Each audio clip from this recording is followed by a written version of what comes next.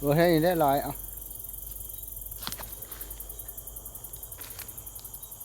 นี่เด้ดูอ่อนมันจับตะกะแตนจับตะกะแตนมันพี่น้องเด้ออันนี้ชีวิตหอผัก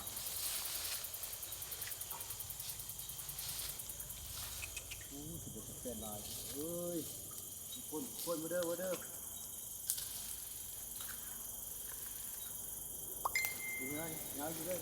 พี่น้ำมากินไว้นะไม่ไฟไม่ไฟมันกินไม่ไฟ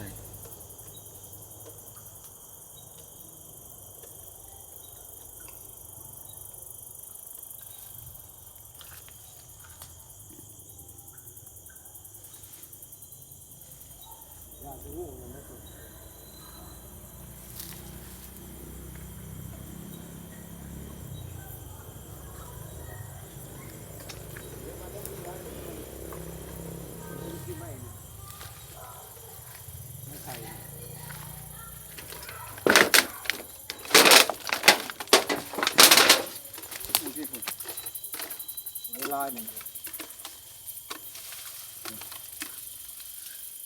บ่าวบัวคำพาเพิ่นพาจับตะกะแตนมันเด้อพี่น้องจะมันลายมันตัวใหม่กูมันจะแป้นมัน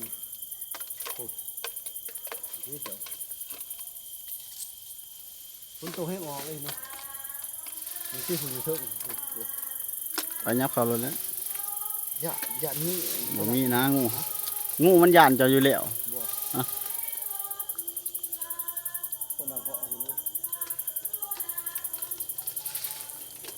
เช้าเด้อตะกะแตนมันบินนี่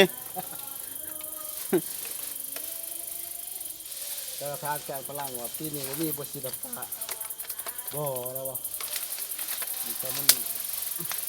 กิจกรรม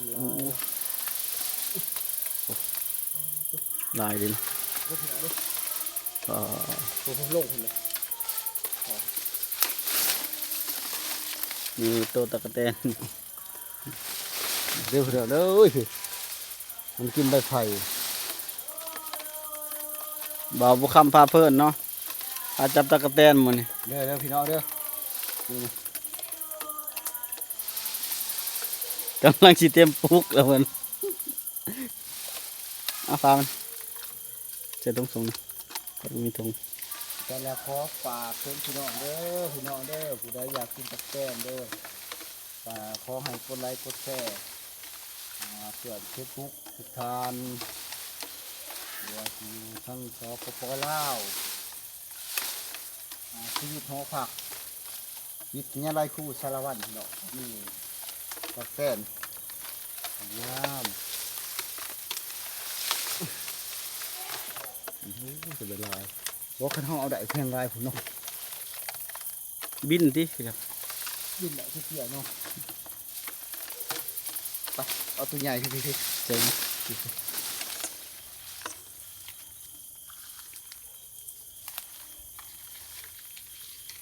มันมีแล้วพอเอาจริงปุ๊บไปทุกทีเดี๋ยวมีตะกะแตนเดี๋ยวตะกะแตนพาเพิ่น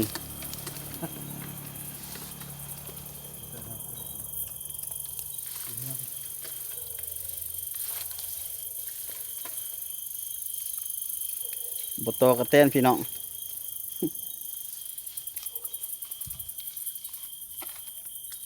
นี่ให้พอเอาสิงนอดโคลอยู่เนี่ยคือบ่บอกก้อยตีเอาเดี๋ยวไปให้หย่อนจ้ะนี่ตัวใหญ่นี่งูสิงเอาเลยไหมจับหางจับมาบ่เบิ้งนะบ่นะนี่ให้บ่ค่อยบอกเลยเบิ้งนะโอ้ยสมัยอ๋อจ้ะก็เบิ้งก่อนเด้อโอ้ข้าเสียจังหูได้กินมันจะกินบ่โอ้เดี๋ยวคุณนายจะมาเอาไหมตัวใหญ่นอนอยู่นี่ทำไมขี้ลายโพดจ้ะนี่เสียอยู่ที่กินไปก็จะมาเอาอยู่เนี่ยตะแกรงเขาก็จะน้อยจิลีเขาก็บอกเขาจะจับหางอะไรอย่างจับหางมิเดี๋ยวเขาดื้อเลยเอานอนหัวจักไหนเนื้อเพี้ย บ่าวบุคำยันงูสิง ตัวบักใหญ่เนาะทำได้ทำตัวน้อยนะ แต่บ่ปิดตาเจ้าน้อยจะได้จุบุกใหญ่มัน นี่แหละมันลอยมานี่เลยกำลังจับเอาให้ใหญ่เลยยานะครับถ้าเขาตีเอาได้ โอ้ก็ได้ มันอยู่ที่อันนี้คือมันแม่เขาไปไก่บ่ครับ ทีนี้นี่น้าตะกะแตนนี่มาดิ นี่วะเดี๋ยวอู้เขาเดียวนี่ทะลุคนอยู่ที่แม่มันที่บ่นี่ ใส่ผักก่อนผักก่อน เที่บ่แม่มันนี่นี่ เบิ่งแม่ตะกะแตนพี่น้องกับบ่าวบุคำพาเพิ่นนี่โอ้ผู้สาวเพิ่นหลายเด้ FC เพิ่นหลาย ผูก บ่จักเอาเขาเอาบอลเอาหอยมาส่ง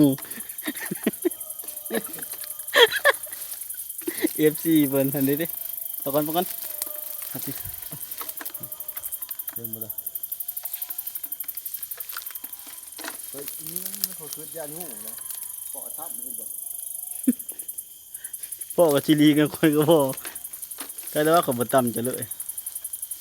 เอาหากินหาอยากพี่น้อง เด้อพี่น้องเด้อมากินหาเลี้ยงชีวิต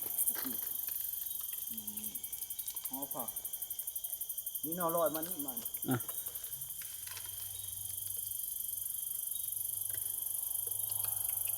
ตัวนี้เฮ้ยตัวใหญ่เฮ้ย งูสิงบ่ไม่ใช่ล่ะ โดตะแค โอ้ไปออกมาไปทางเดิม เดี๋ยวเดี๋ยว